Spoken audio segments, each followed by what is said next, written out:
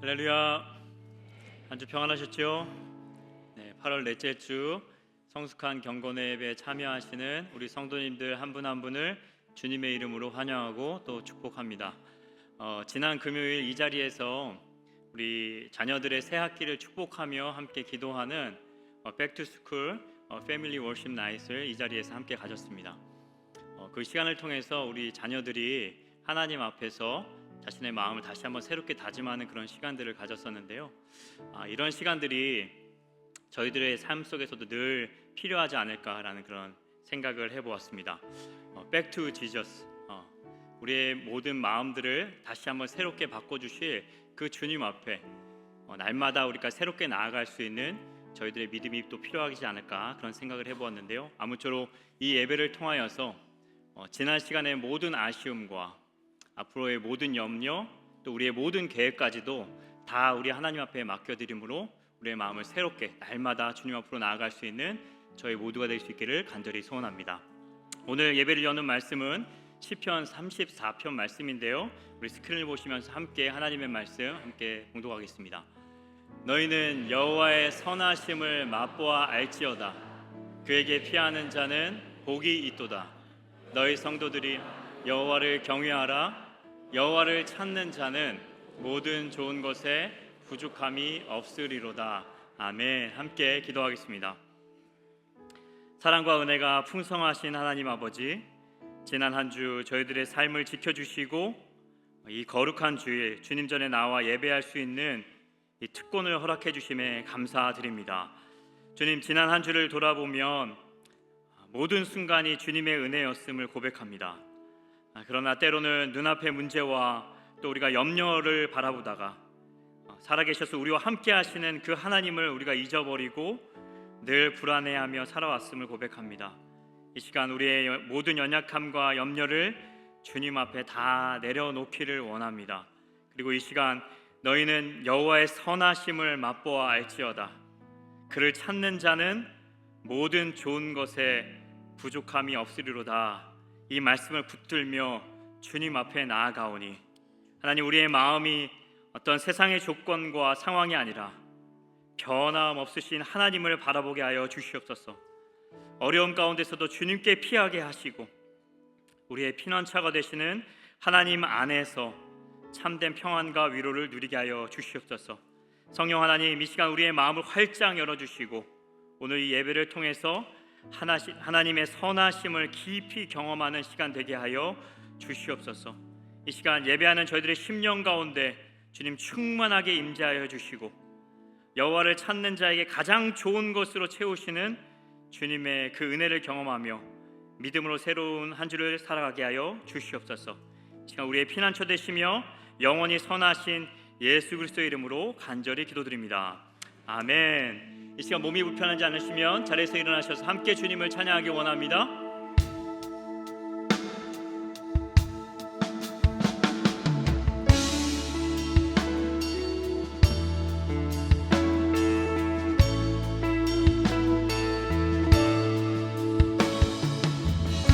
우리에게 행하신 주님의 놀라우신 은혜를 기억합니다. 다시 고백합니다. 시작된 우리 주님의 능력이 나의 삶을 다스리고 새롭게 하네. 자유 안에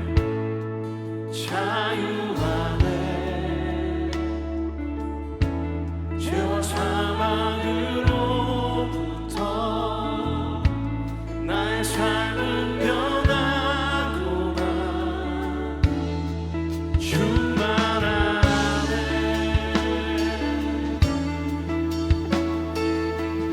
우리 다시 한번 고백합니다. 시작된 우리 주님의 능력이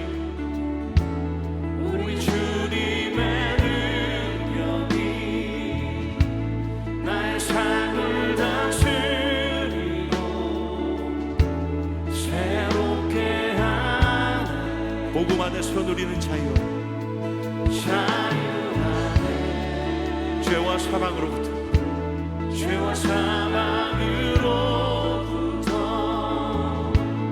나의 삶은 변하고나 충만하네 은혜로다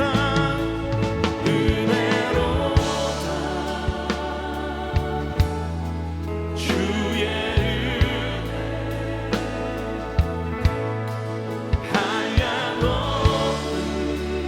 주님의 크신 은혜입니다. 주의 은혜로다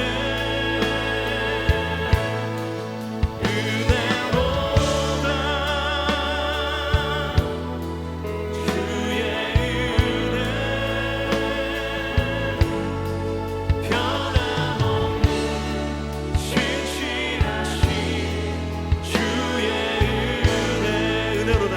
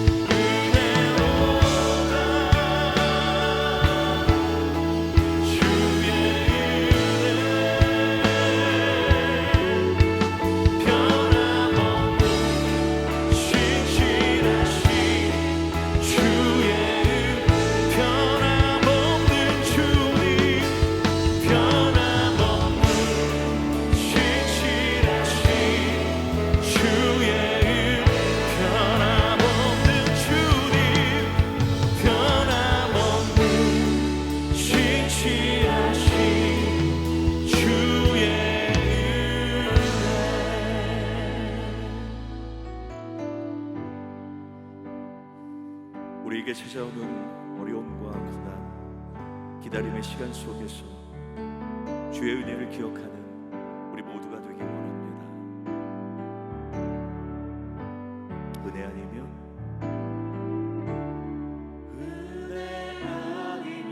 살아갈 수가 없네. 호흡마저도 다 주의 것이니 세상 평안과 위로 내게 없어도 예수, 오직 예수뿐이네. 은혜 아니면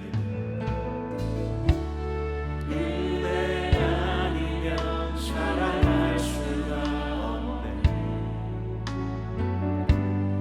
호흡마저도 다 주의 것이니 세상 평안과 위로 내게 없어도 예수,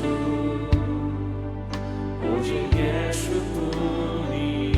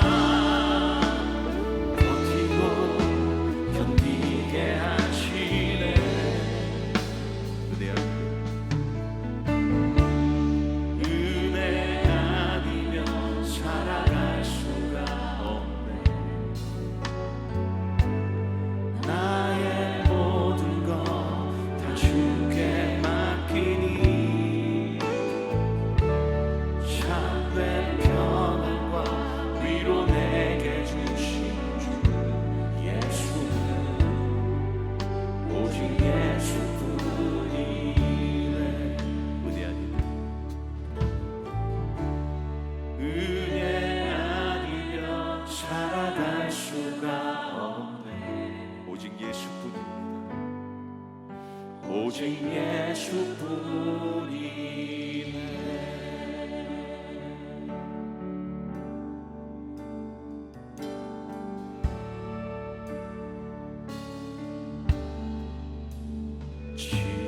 지금까지 지내온 것 주의 크신 은혜라.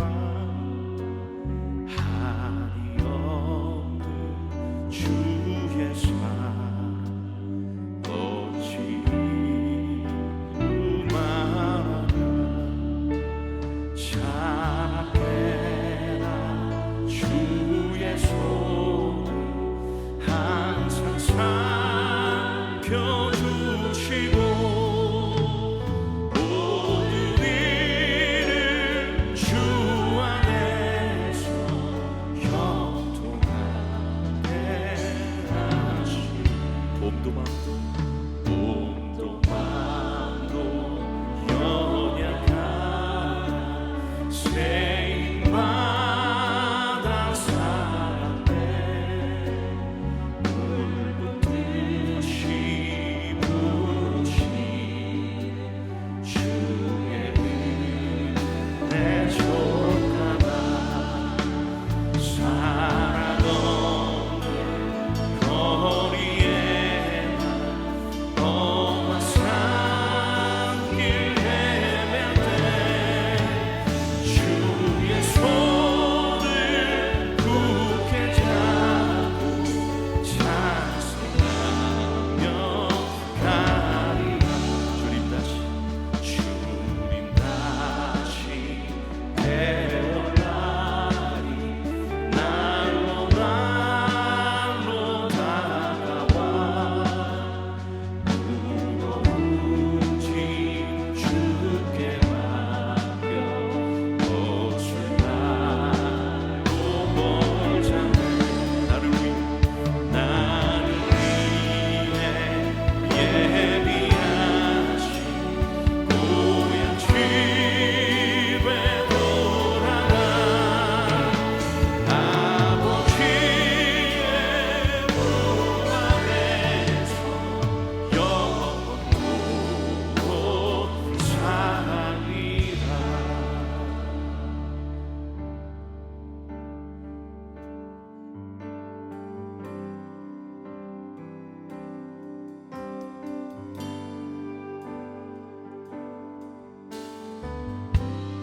내가 지금까지 지내온 것은 주의 은혜라. 주의 은혜라. 지금까지 지내온 것은. 다시 한번 고백합니다. 내가 지금까지 지내온 것은 주의 은혜라. 주의 은혜라. 지금까지 지내온 것은 우리 주님의 크신 은혜입니다. 주의 은혜라. 주의 은혜라. 지금까지 지내온 것은 주의 은혜라. 주의 은혜라. 지금까지 지내온 것은 내가 이 자리에 서 있는 내가 이 자리에 서 있는 것은 주의 은혜라. 주의 은혜라. 이 자리에 서 있는 우리 주님의 크신 은혜입니다. 주의 은혜라. 주의 은혜라. 이 자리에 서 있는 것은 주의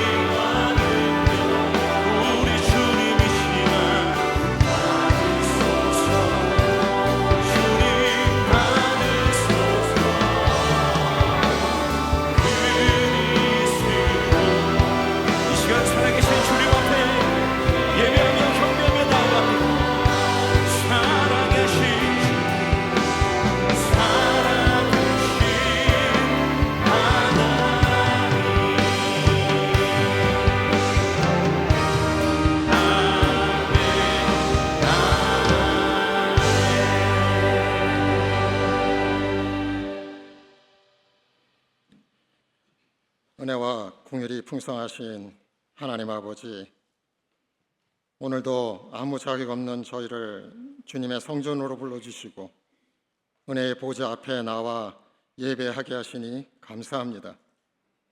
주님, 한 주간의 삶을 돌아보니 주님 없이도 살 수 있는 사람처럼 살았음을 고백합니다. 이 시간 우리의 자격도 자존심도 모두 내려놓고 주님, 다른 것은 없어도 주님 없이는 살 수 없습니다. 가슴 깊이 고백하는 진실한 회개가 있게 하옵소서. 다시 우리의 눈을 들어 오직 주님을 바라보게 하시고 귀로만 알았던 하나님이 아니라 눈물과 아픔의 자리에서 살아계신 주님을 만나 주님, 이제 내가 주를 봅니다 고백하는 믿음으로 우리를 새롭게 하여 주시옵소서. 아버지 하나님, 우리의 눈이 주님만 바라보았다면 이제 주님께서 바라보시는 한 영혼을 우리도 바라보게 하여 주시옵소서.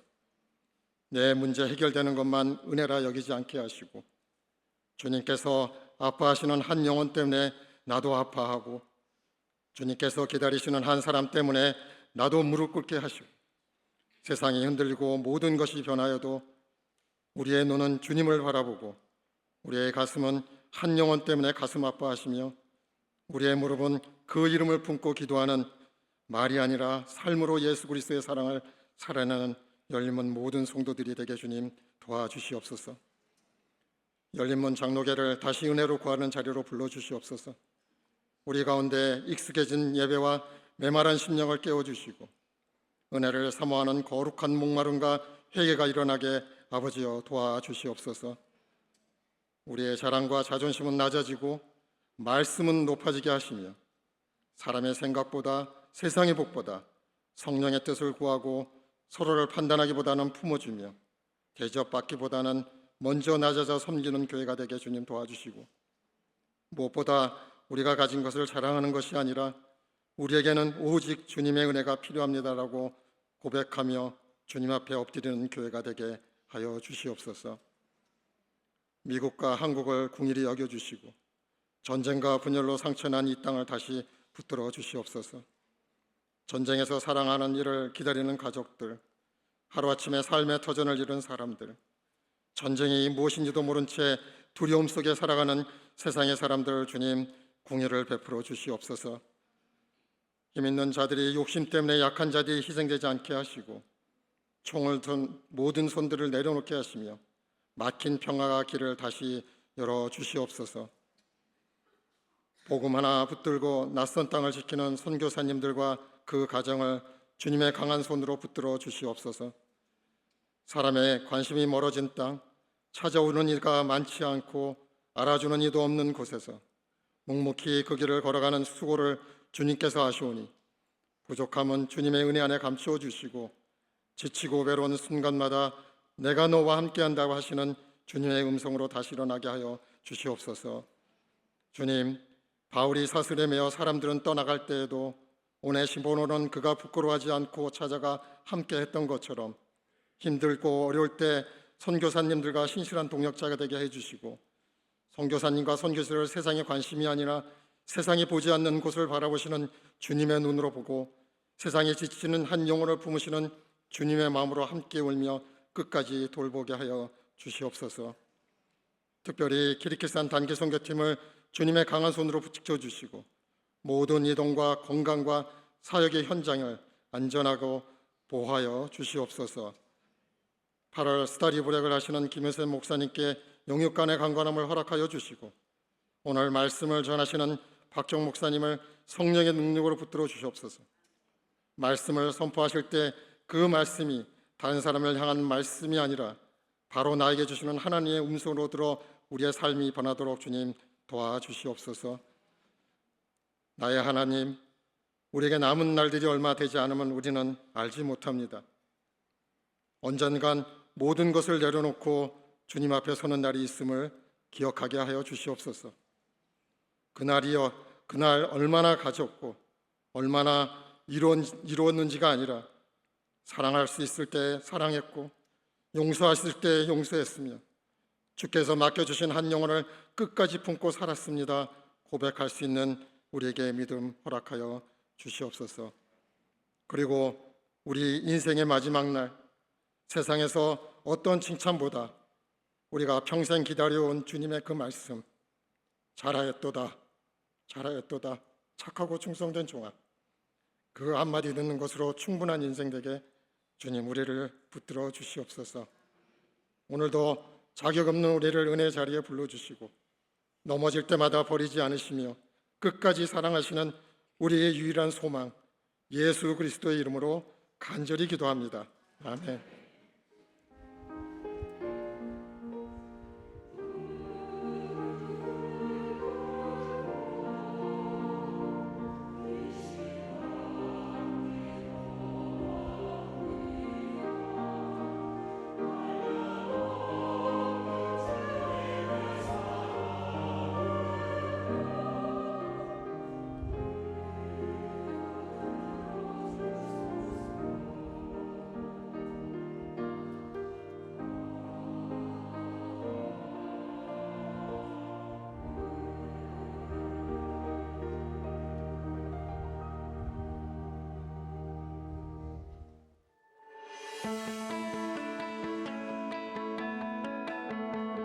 (8월) 넷째 주 열린문 공동체 소식을 전합니다.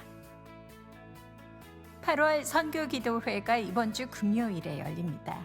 선교사님들과 열방을 품고 함께 기도하는 자리에 성도님들을 초대합니다.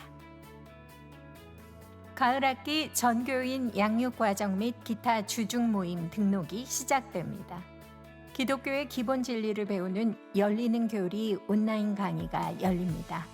신앙을 점검하고 제자의 기본을 다지는 풍성한 삶으로의 초대 첫걸음이 1대1로 진행되며 영어로도 제공이 됩니다. 제자된 삶을 13주간 훈련하는 풍성한 삶의 기초는 수요반, 토요반, 영어 모교반이 열리며 1대1 양육자가 되기 위한 양육자반은 13주간에 걸쳐서 수요일에 진행됩니다.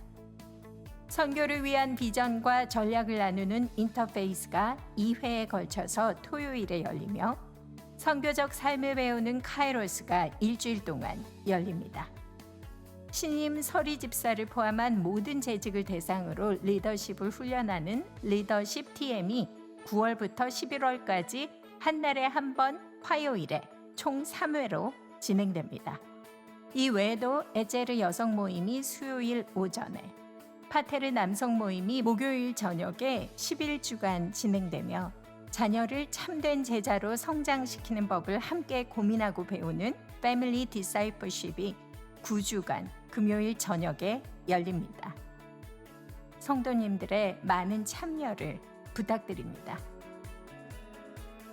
12월 15일부터 24일까지 예정된 스페인 말라가 단기 선교팀의 참가 신청을 받습니다.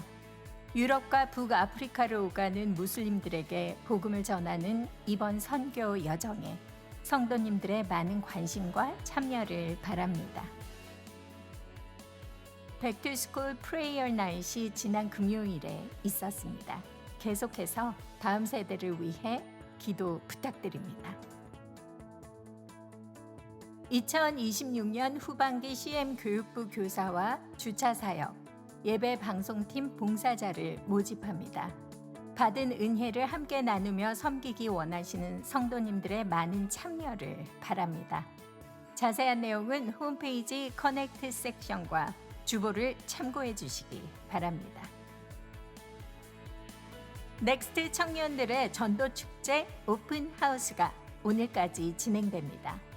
연애와 결혼, 자기 돌봄, 행복과 삶의 목적을 주제로 한 특강과 찬양, 다양한 이벤트가 준비되어 있습니다.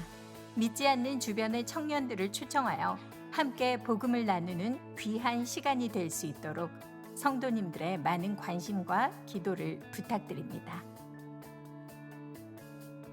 복음의 기쁨으로 살아가는 8월 되시길 바랍니다.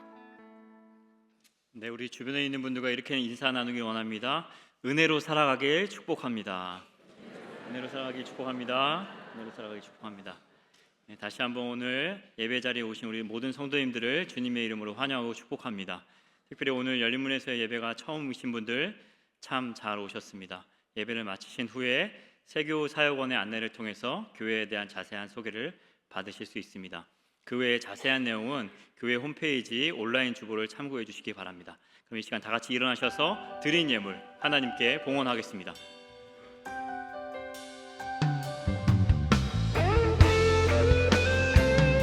우리의 믿음의 고백을 주님 앞에 올려드립니다. 믿음 다하여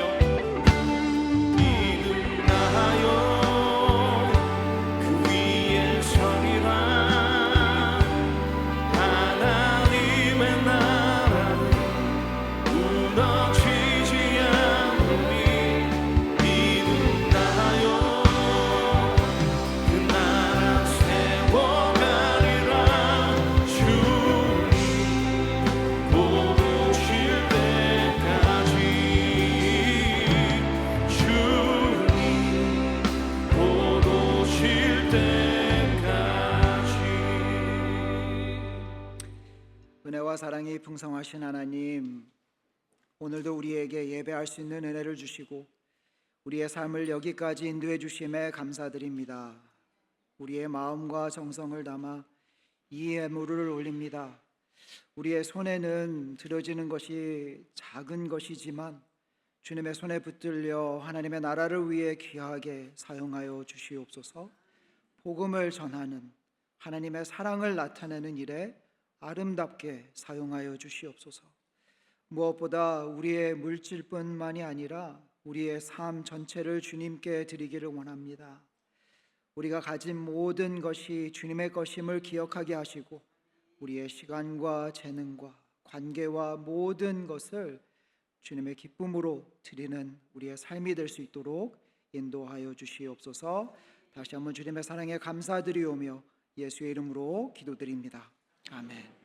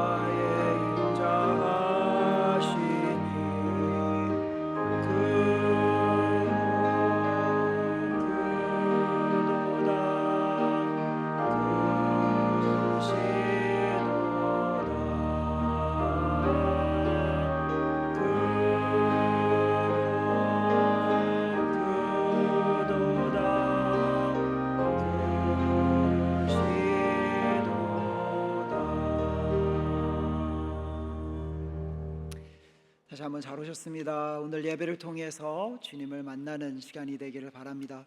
오늘 같이 보실 말씀은 마가복음 7장 말씀입니다. 마가복음 7장 24절부터 30절 말씀 한 절씩 읽겠습니다. 마가복음 7장 24절부터 30절 말씀, 제가 먼저 24절 말씀 읽겠습니다.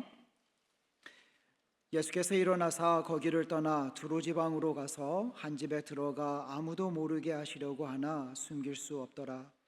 이에 더러운 귀신 들린 어린 딸을 둔 여자가 소문을 듣고 곧 와서 그의 발 앞에 엎드리니, 그 여자는 헬라인이요 수로보니게 족속이라 자기 딸에게서 귀신을 쫓아내 주시기를 간구하거늘, 예수께서 이르시되 자녀로 먼저 배불리 먹게 할지니 자녀의 떡을 취하여 개들에게 던짐이 마땅하지 아니하니라. 여자가 대답하여 이르되 주여 올소이다마는 상 아래 개들도 아이들을 먹던 부스러기를 먹나이다. 예수께서 이르시되 그 말을 하였으니 돌아가라, 귀신이 내 딸에게서 나갔다 하시매. 함께 읽겠습니다. 여자가 집에 들어가 본즉 아기가 침상에 누웠고 귀신이 나갔더라. 한번 같이 아멘. 한번 같이 기도하겠습니다. 하나님, 우리의 삶에 주님의 은혜가 필요합니다.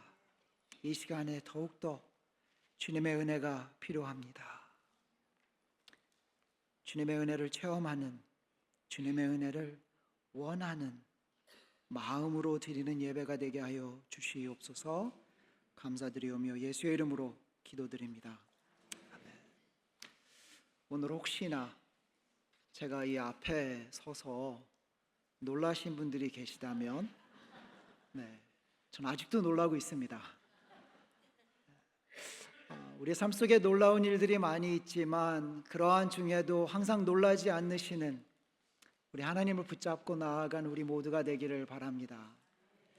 우리 삶 속에 놀라운 일들이 많이 있죠. 오늘의 말씀 또한 놀라운 일이 있는 것입니다.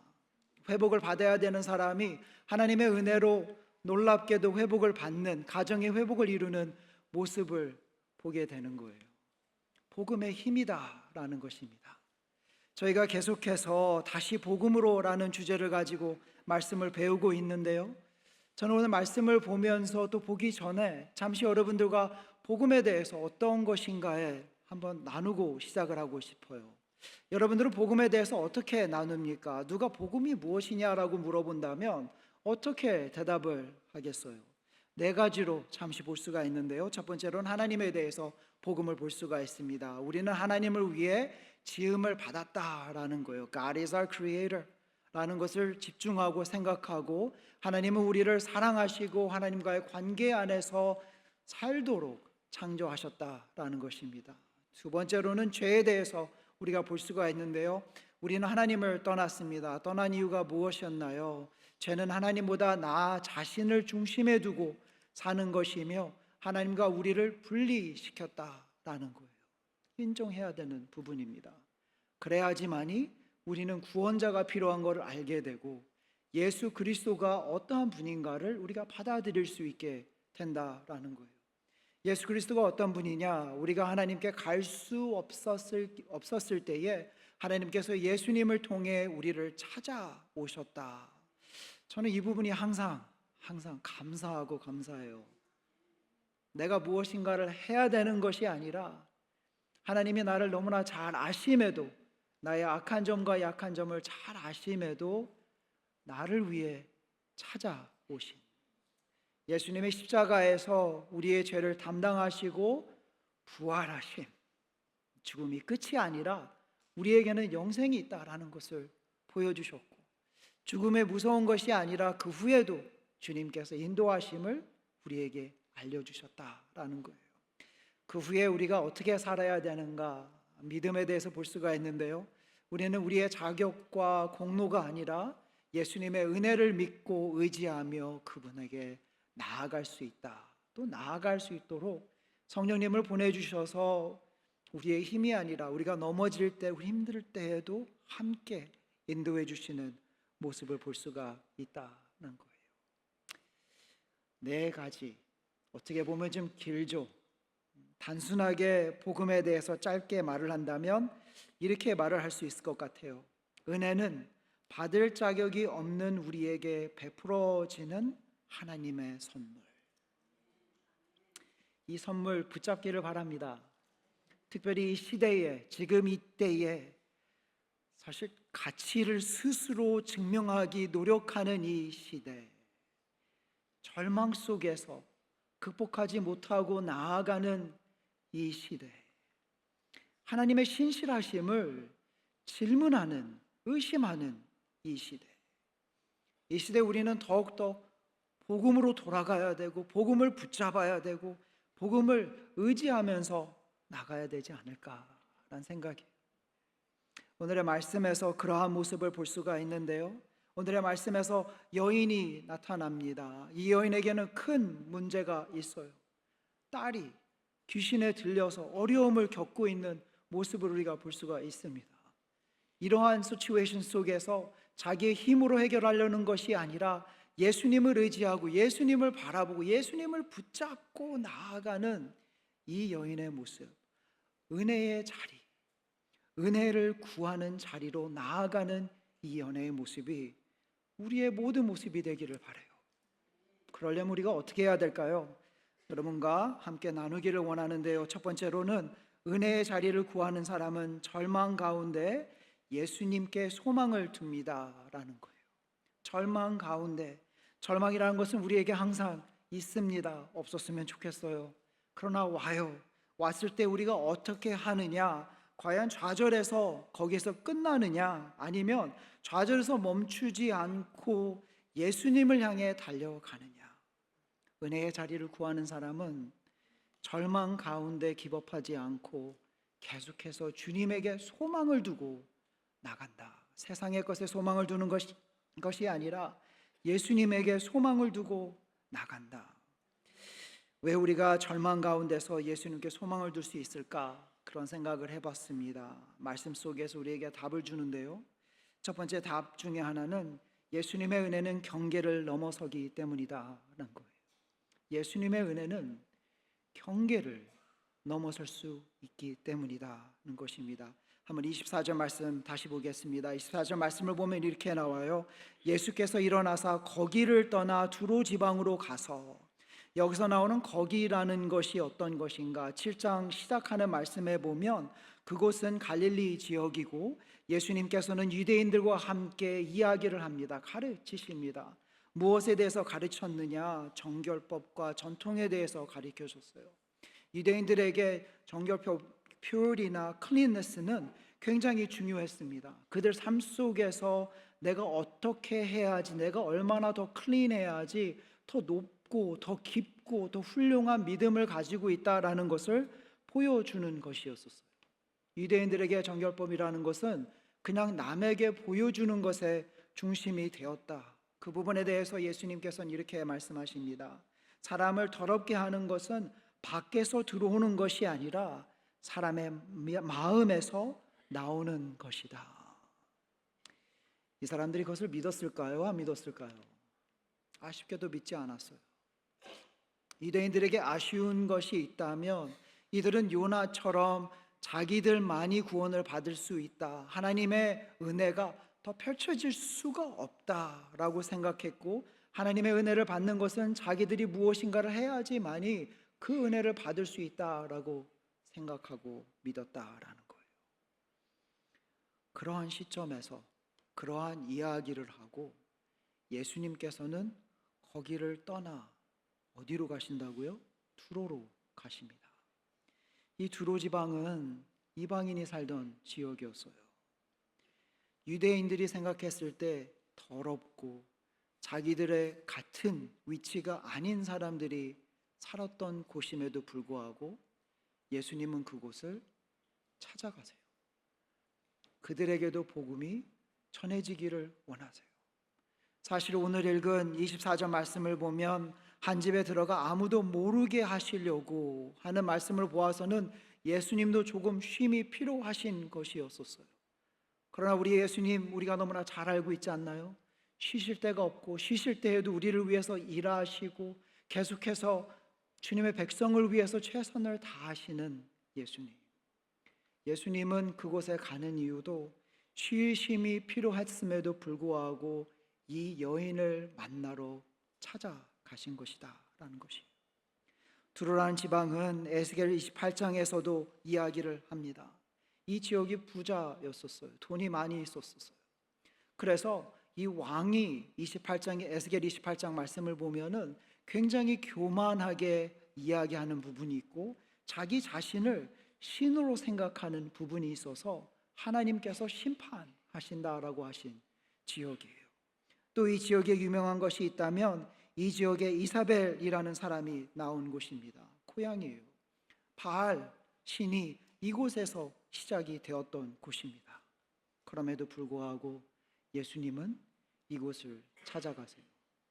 사람들이 알고 있는 그 모든 경계, 민족과 문화 경계뿐만이 아니라 과거와 실패와 상처와 죄의 경계도 넘어서 그 은혜를 보여주고 가르쳐주고 experience 할 수 있도록 그쪽으로 가신다.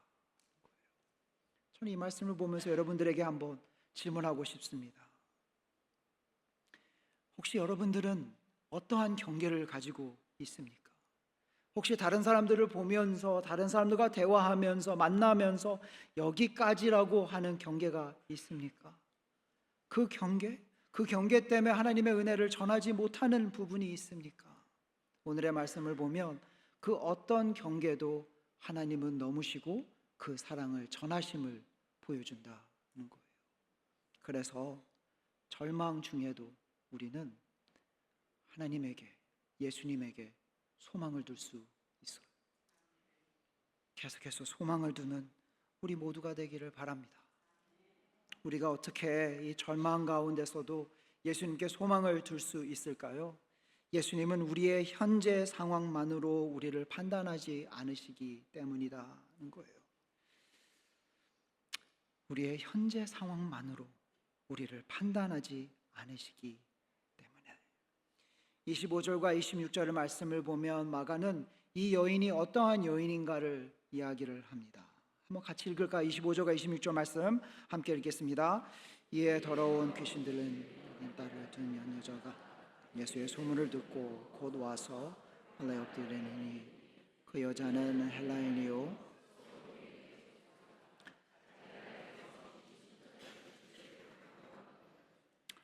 25절과 26절 말씀을 보면서 여러분들은 이 여인이 어떠한 여인이라고 생각하십니까?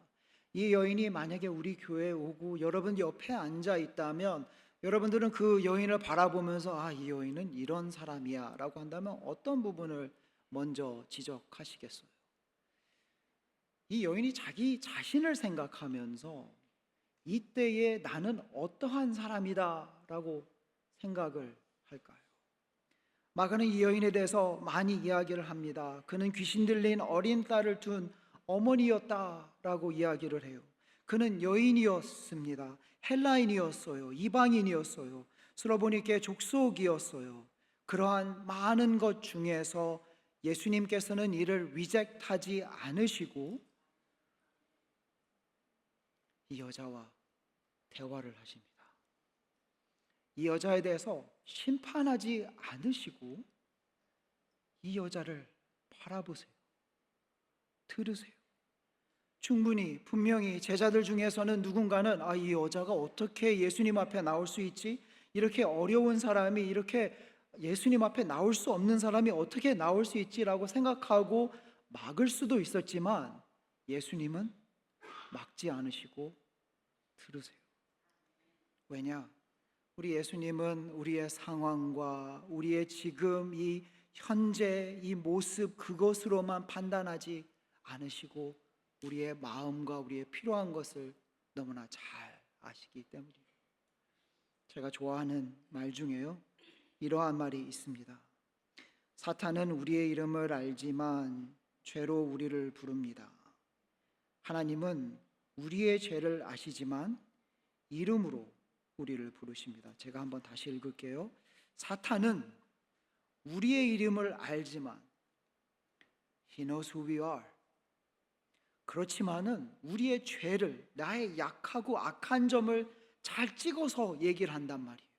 너는 죄인이야. 넌 이것도 실수했어. 과거에 이런 적이 있었고 지금도 너는 힘들어하고 있어. 너는 죄인이야. 너는 부족해. 하나님 앞에 갈 수 없어. 라고 이야기를 하지만 우리 하나님은 어떻게 하십니까? 하나님은 우리의 죄를 아시지만 나의 약한 점, 악한 점 다 아심에도 불구하고 나의 이름을 불러주신다는 거예요. 아들과 딸로 받아주신다라는 거예요. 부족한 몸, as it is, He accepts us as it is.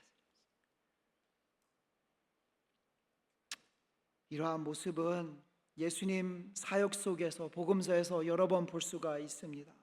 특별히 한국어 볼 수 있는 것이 있다면 누가복음 19장 5절에서 나오는 말씀처럼 예수님께서 삭개오의 이름을 부르셨어요. 예수님도 삭개오가 누군지 알았습니다. 얼마나 나쁜 사람인지 알았어요. 얼마나 악한 사람인지 알았어요. 많은 사람들은 삭개오를 보면서 너 이러한 사람 손짓을 했을 것입니다. 그들의 이름을 불렀을 거예요. 그러나 예수님은 삭개오를 보시고 이름을 부르셨어요. 삭개오야, 내가 오늘 너와 함께 있을 것이다.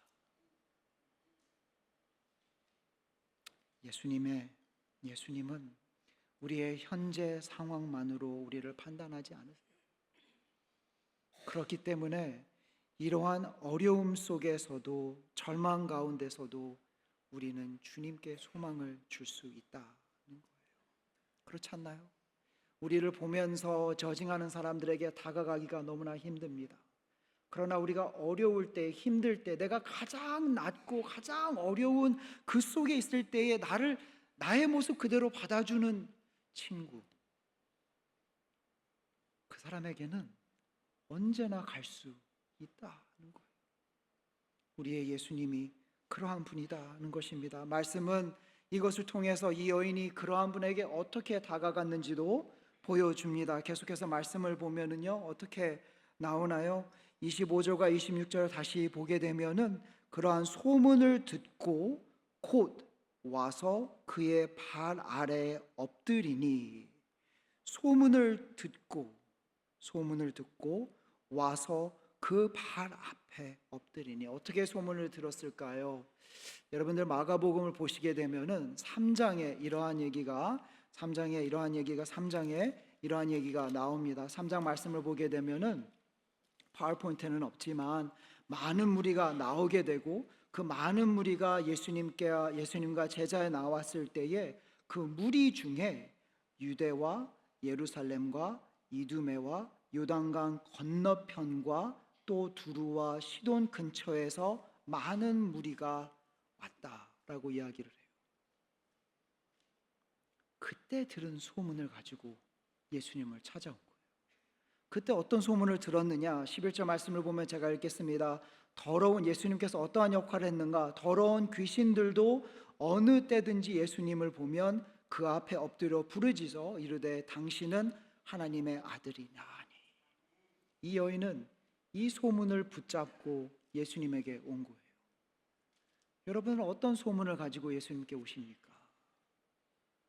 이 여인은 그냥 멀리서 들은 진짜 작은 그것을 붙잡고 예수님께 왔어요. 곧 왔어요. 시간을 더디하지 않았습니다. 기다리지 않았어요. 다른 거 한번 추가해보고 내가 조금 더 케어해보고, 그것이 아니라 예수님을 알았을 때에, 오셨다라는 것을 알았을 때에 곧 바로 헤스트하지 않고 왔다는 거예요. 여러분들은 어떤 소문을 가지고 붙잡고 이곳에 오셨어요? 저희 교회에 이러한 소문이 있다고 합니다. 제가 이렇게 사역이 끝나고 돌아다니면서 이러한 얘기를 지나가면서 들었어요. 너무나 감사했어요. 어떤 분이 친구한테 이야기를 하는데, 야, 밥 먹고 가. 여기 점심 잘 나와. 라는 이야기를 들었어요. 저희 교회 점심 잘 나옵니다. 저는 너무나 감사했고 또 섬기시는 분들 당연히 너무나 감사하고요. 그러나 오직 점심이 잘 나오는 교회에 오는 것이 아니라 그 소문을 듣고 오셨다면 그것보다 더 큰 하나님의 약속과 복음을 붙잡고 돌아가셨으면 좋겠어요. 그러한 교회가 됐으면 좋겠어요. 다른 이유로 이 교회에 올 수 있습니다. 그러나 돌아갈 때에는 오직 하나님만 믿고 오직 복음만 붙잡고 의지하면서 돌아가는 그러한 교회가 되기를 바라요. 여러분들 어떠한 소문을 듣고 이곳에 오셨나요? 예수님께서는 이 여자를 보면서 그렇게 말씀하시고 이 여자의 모습을 보시면서 거기서 끝나는 것이 아니라 이 여자의 모습 어땠습니까? 다른 것이 아니라 곧 오고 엎드렸다라고 이야기를 합니다. 여기서 엎드렸다라는 것이 무엇인가요? 예배를 이야기를 하는 거예요. 예배를 이야기를 하는 겁니다. 예배라는 것이 어떤 것입니까? 내가 하나님 앞에 서 있고 내가 나의 모습이 아니라 하나님이 어떠한 분인가를 믿고 나아가는 것이다는 거예요. 저는 우리가 은혜의 자리로 가기 위해서 필요한 것이 진짜 한 가지가 있다면, 특별히 이 여인의 예배 드리는 모습을 보면서 배운 것이 있다면, 하나님이 누구인지를 알고 내가 누구인지를 알아야 된다는 거예요. 그 선을 넘으면 안 됩니다. 하나님이 어떠한 분이십니까? 창조자이십니다. 하나님이 어떠한 분이십니까? 우리의 힘이 되시고 우리를 잘 아시고 우리의 목적을 주시고 인도해 주시는 분이다라는 거예요. 우리는 누구입니까? 우리는 창조자가 아니에요. 우리는 힘이 없어요. 주님이 아니면 우리는 할 수 있는 것이 없습니다. 그래서 주님을 의지하며 나아가는 우리의 모습. Know who God is and know who you are. 그때에 은혜의 자리로 올 수 있게 된다는 것이에요. 이 엄마의 마음이 어땠을까요? 어떠한 마음으로 간구했었을까요? 여기서 간구하였다라는 것은 그냥 한번 이야기해보고 한번 던져보고 끝나는 것이 아니라 계속해서 말하는 거예요. 마가복음 9장 말씀을 보면 이 귀신에 들린 사람들의 모습을 다른 내용으로 보여줍니다. 아이가 물과 불에 던지는 모습에 대해서 이야기를 해요. 자녀를 길러보신 분들과 또 사랑하는 어린아이들을 키워보신 분들은 너무나 아시겠지만, 우리가 사랑하는 이 어린이가 아플 때에 얼마나 힘들어요. 그래서 보통 부모님들이 그렇게 얘기하지 않나요? 내가 아픈 게 훨씬 더 낫겠다. 아이 아픈 거 보는 것보다 내가 아픈 게 훨씬 더 좋겠다. 그래서 이 여인은 간절히 포기하지 않고 예수님을 떠나지 않고 계속해서 나아갑니다. 은혜의 자리를 구하십니까? 여러분들 멈추지 않는, 기법하지 않는 기도를 가지고 나가시길 바라요. 우리 하나님은 우리의 기도를 들어주세요. 듣고 계세요. 귀를 기울여요. 때로는 우리가 원하지 않는 답이 올 수가 있지만 들어주시고, 그러므로 인해서 우리가 하나님의 마음을 조금 더 알 수 있게 되는 교육의 시간이 되는 것이 기도의 시간이에요. 그럼에도 불구하고 우리는 그러한 간절한 마음이 금방 식을 때가 있다는 거예요. 이 여인은 금방 식지 않았습니다. 붙잡았어요. 모든 것을 주님에게 맡겼어요. 우리도 힘들고 어려운 이러한 시간 속에서 주님에게 소망을 두고 나아가는 우리 모두가 되기를 바랍니다. 다른 데 소망이 아니라 주님께 소망을 두고 끝까지 기도하면서 나아가는 우리의 삶. 두 번째로 은혜의 자리를 구하는 사람은 기다림 속에서도 예수님을 신뢰합니다는 것입니다. 기다림 속에서도 예수님을 신뢰한다는 거예요. 기다림이라는 것이 너무나 길릅니다. 어렵습니다. 여러분들 기다림을 아시겠지만은 너무나 힘든 기간이기도 해요. 때로는 우리가 기법하지만 그럴 때일수록 우리는 계속해서 예수님을 신뢰하는 것이 너무나 중요하다는 거예요. 저는 말씀을 보면서 마가복음에 나오는 5장에 나오는 회당장의 기다림을 보며 얼마나 힘들었을까라는 생각을 합니다. 자기 딸이 지금 죽어가고 있는데 이 여인이 옷자락을 만짐으로 인해서 자기 딸을 아직도 예수님이 도와주지를 못하는 시점이에요. 내가 예수님을 먼저 찜 찍었는데 다른 사람이 예수님의 시간을 지금 택하고 있는 거예요. 그 한 시간 한 시간 1분 1분, 1초 1초가 얼마나 힘들었겠어요. 그러나 이 사람도 또 이 여인도 또 우리도 그 기다림 속에서 예수님에 대한 신뢰를 놓치면 안 된다는 거예요. 우리가 예수님을 신뢰할 수 있는 이유는 아직은 하나님의 거절이 아니기 때문이라는 것입니다. 아직은 하나님의 거절이 아니기 때문이다. 27절 말씀 보겠습니다. 이 아직이라는 말이 어떻게 나왔는지 보면은 27절 말씀을 보면 예수께서 이르시되 자녀로 먼저 배불리 먹게 할지니, 자녀로 먼저 배불리 먹게 할지니, 먼저가 있으면 다음이 있다는 거예요. 그걸 잘 받아들여야 됩니다.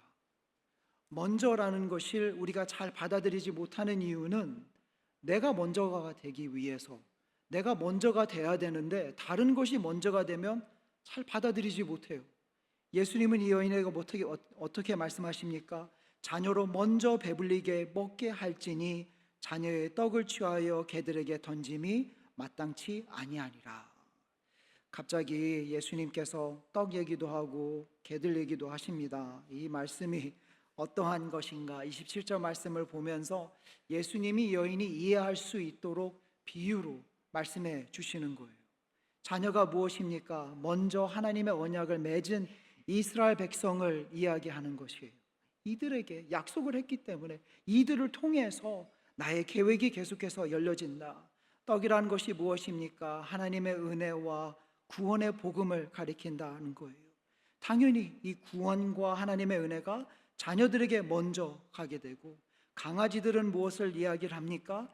자녀들은 아니지만 그래도 받을 수 있는, 먹을 수 있는, 즐길 수 있는 그 모습을 보여준다는 거예요.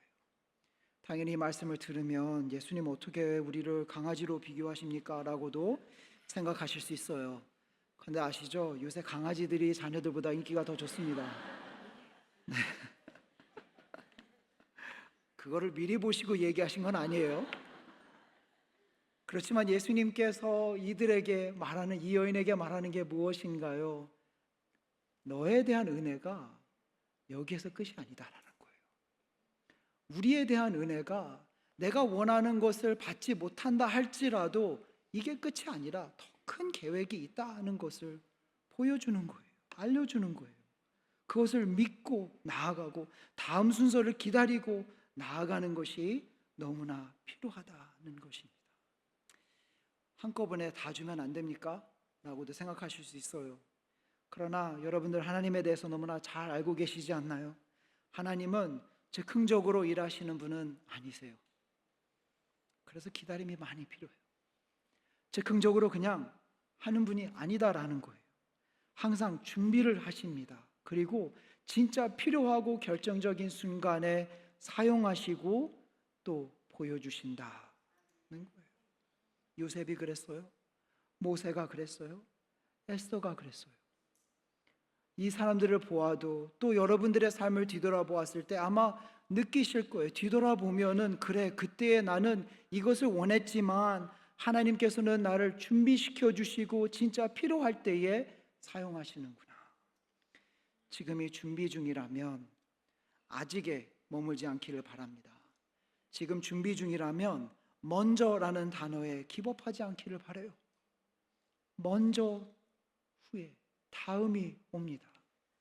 그 다음을 붙잡고 하나님께서 먼저도 인도하시지만 다음도 인도하심을 믿고 나아가는 우리 모두가 되기를 바라요.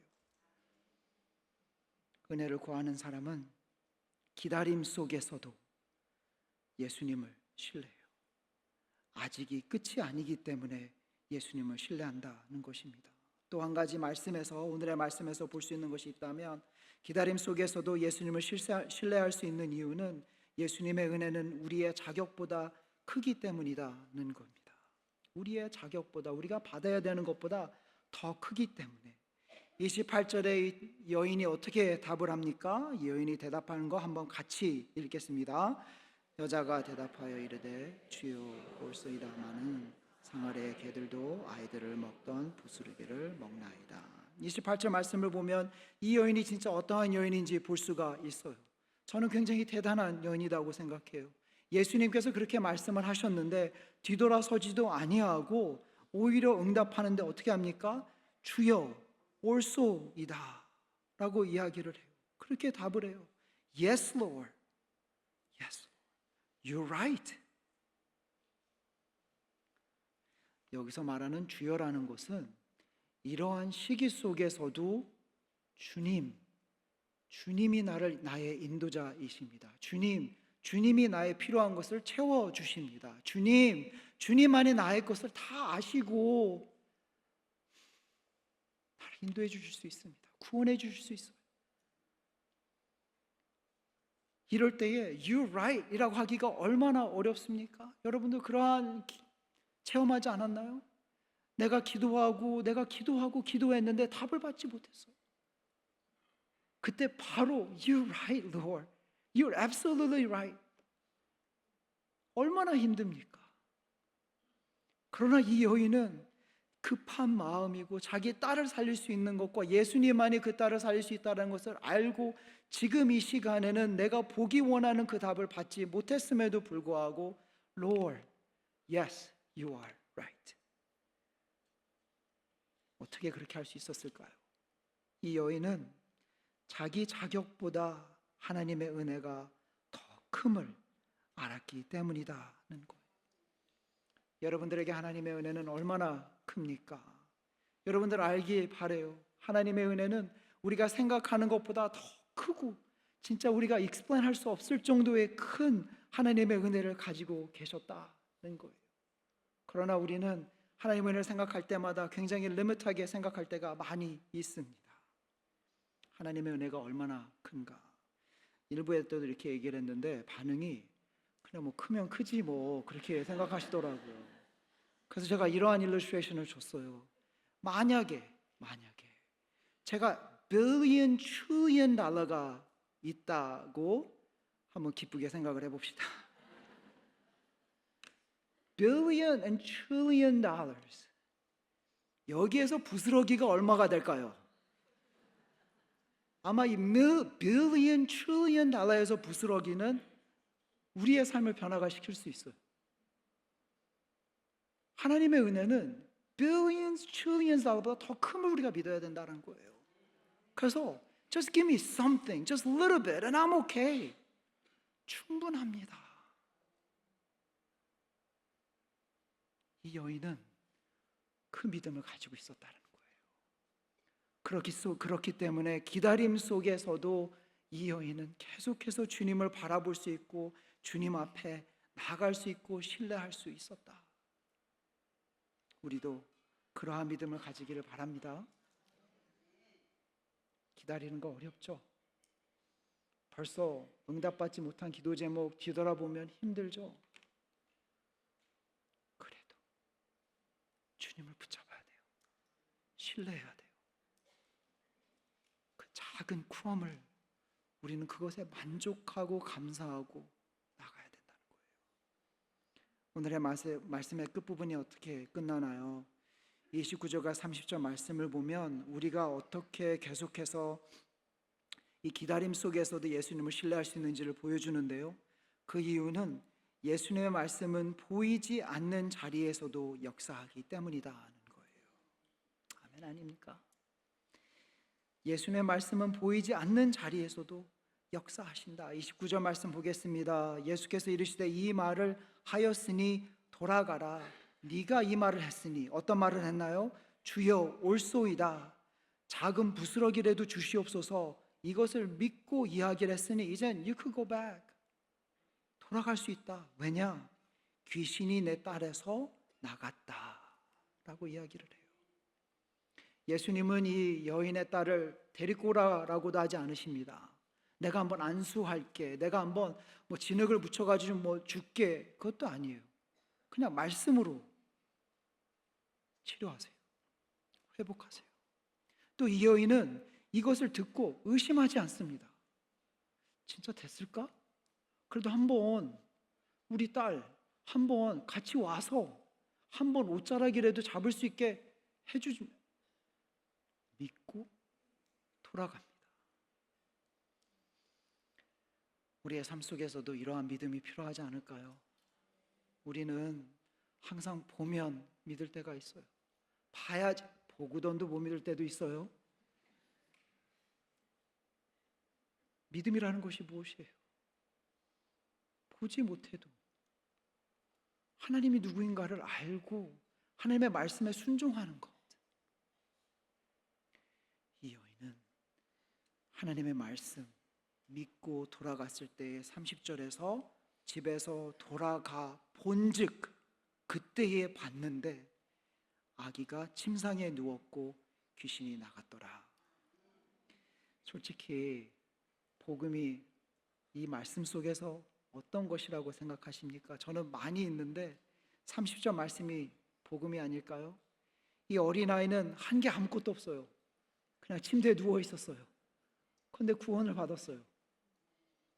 우리의 모습이 그렇지 않나요? 더 크게 본다면은 오늘의 말씀은 그냥 떡의 부스러기에 대한 말보다 더 크다는 거예요. 복음이라는 것은 나의 기도가 응답되었을 때만이 활용되는 것과 우리가 믿어야 되는 것과 순종이 되는 것이 아니다라는 것입니다. 요한복음 6장 35절 말씀을 보면 예수님께서는 자기 자신을 생명의 떡이라고 하셨어요. 자기의 생명의 떡을 우리에게 나눠주셨어요. 먹으라고 하셨어요. 우리를 위해서 모든 것을 십자가에서 내려놓으셨어요. 그 복음은 큰 복음이에요. 그 복음은 때로는 나의 기도가 응답되지 않아도 주님이 나와 함께 하심을 믿고, 때로는 내 방법대로 되지 않아도 하나님이 나를 버리지 않으시고, 때로는 내가 하고 싶은 것이 있는데 하나님이 노했을지라도 계속해서 하나님이 나의 주인이시고 힘이 되심을 믿게 하는 복음이다 하는 거예요. 생명의 떡이신 예수님을 붙잡는 우리 모두가 되기를 바랍니다. 힘들죠, 어렵죠. 그때 다른 곳에서 힘을 얻는 것이 아니라 예수님을 통해서, 복음을 통해서, 은혜를 통해서 힘을 얻고 나아가는 우리의 삶이 될 때에 하루하루 승리하며 조금 더 주님을 닮아가며 가까이 가는 우리 모두가 될 줄 믿습니다. 우리 한번 같이 말씀을 생각하면서 기도할까요? 오늘 기도할 때에 화면을 한번 보시면 좋겠는데요. 기도할 때에 그냥 말씀 나눈 것도 중요하지만 한번 이렇게 생각해 봤으면 좋겠어요. 혹시 지금 나의 삶 속에서 하나님이 나의 창조하심을 잊고 하나님이 나에게 주신 목적을 잊고 살고 계십니까? 에레미야서 1장 5절 말씀을 붙잡고 기도했으면 좋겠습니다. He knew you before even you were born. 죄에 대해서 어려움을 가지고 계십니까? 나는 너무나 죄인이기 때문에 하나님에게 가까이 갈 수 없어라고 생각하십니까? 이사야서 53장 6절 말씀을 붙잡고 기도해 보면 어떨까요? 아직도 예수님에 대해서, 예수님의 사랑에 대해서 모르십니까? 로마서 5장 8장 말씀을 붙잡고 하나님은 우리가 죄인이었을 때, 아직 죄인이었을 때 우리를 찾아오셨다, 그만큼 사랑하신다라는 것을 다시 한번 약속으로 붙잡고 나아가기를 바라요. 요한복음 6장 37절 말씀에는 우리가 자격이 없지만 예수님께 나아갈 수 있다라고 얘기를 합니다. 내가 오는 자는 내가 결코 내쫓지 아니하리라. 예수님은 기다리고 계세요. 오시기를 바랍니다. Come to God. 복음과 선물이 기다리고 있는데 그것을 그냥 버려두는 것이 아니라 주님에게 나아가는, 주님을 붙잡는 그러한, 우리 한번 이 시간에 다 함께 소리내서 함께 기도하고 나아가시겠습니다. 하나님,